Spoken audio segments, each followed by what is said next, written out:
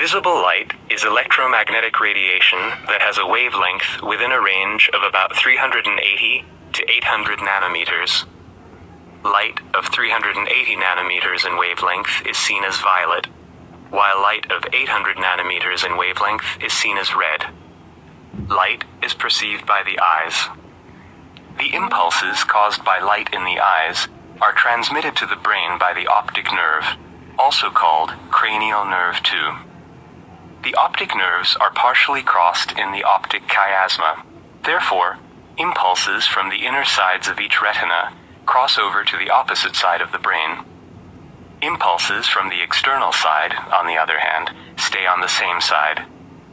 After entering the brain, optic nerve fibers run to the visual cortex found in the occipital lobe via the optic tract.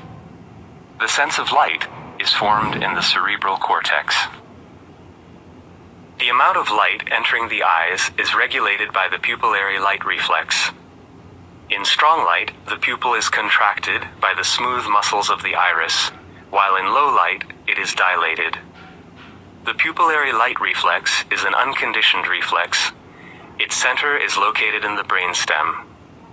Abnormal operation of the pupillary reflex, therefore, is an indication of injury to the brainstem.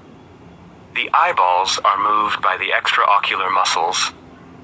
These are striated muscles under voluntary control.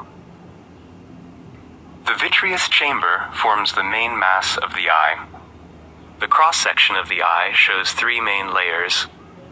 The outermost is the sclera, a very durable layer of connective tissue, which continues in the transparent cornea. This is where light entering the eye is refracted by the greatest angle. The second layer is the choroid, which contains blood vessels that supply the eye. Its continuation at the front of the eye is the ciliary body and the iris. The smooth muscles of the iris are responsible for the pupillary light reflex. The iris contains pigments which lend human eyes their color.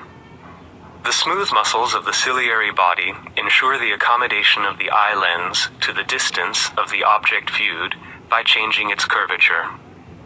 The lens is connected to the ciliary body through the ciliary zonules. The ciliary body is also responsible for producing the aqueous humor, the liquid that fills the anterior chamber. If the drainage of the aqueous humor is insufficient, the pressure increases in the eye, which causes glaucoma. In serious cases, it may lead to blindness. The innermost layer is the retina. This is where an inverted miniature image is formed of the object viewed. This is created by the lens.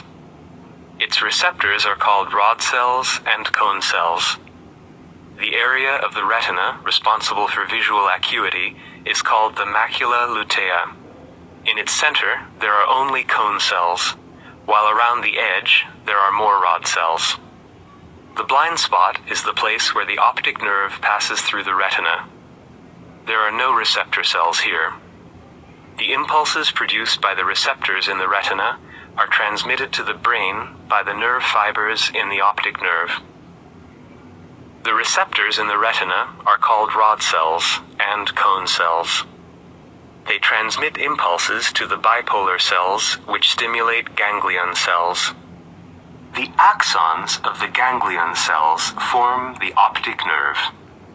The light-sensitive pigment in rod cells is rhodopsin, which consists of a protein called opsin and a vitamin A derivative called retinol. Rhodopsin is sensitive to light of any wavelength. Therefore, rod cells cannot differentiate between colors. The stimulation threshold of rod cells is low. A single photon is enough to stimulate them. Thus, they work in weak light. The three types of cone cells are sensitive to red, green, or blue light. Their photosensitive pigment is iodopsin, which is similar to rhodopsin but contains a different protein. The stimulation threshold of cone cells is higher than that of rod cells. They are not active in low light. This is why we lose color vision at dusk. We can see dim stars better using our peripheral vision, because this way their images are not formed on the macula, but on areas richer in sensitive rod cells. Color blindness means that a type of cone cell is missing or does not work properly. The most common type of color blindness is red-green dichromacy, difficulty in distinguishing between red and green colors. When all three types of cones are involved, total color blindness or monochromacy occurs. In darkness, cones and rods continuously release a neurotransmitter called glutamate, which blocks bipolar cells. Light causes the receptor cells to hyperpolarize, that is, to produce an electric impulse. This stops the release of glutamate.